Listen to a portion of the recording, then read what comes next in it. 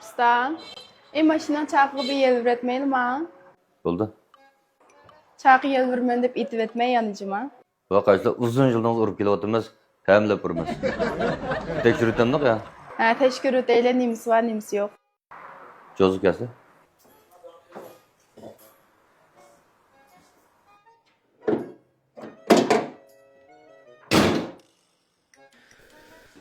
Yelini vurup bulduk.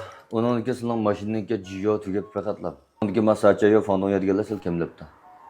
Mening çırayım kayıp, ben promote çataqını deyip geldik mi? Vakaysa ben poliçaya doktor emas, aş maşinlerini tekşürüp onunkini tapdık. Almıştırım da. Hem bunu koyumuz da promote bunu çaplaymayız. Furka markalık ciyonu kuysak, hem şu kem sumaylarını toluqlap birimiz. Onundaki şu longa, eter, qağız soğuqlımız. Furka markalık ciyonun bahsi, ürümçüde baş cübacan degen bize oqşaş. Aşından koyutam da.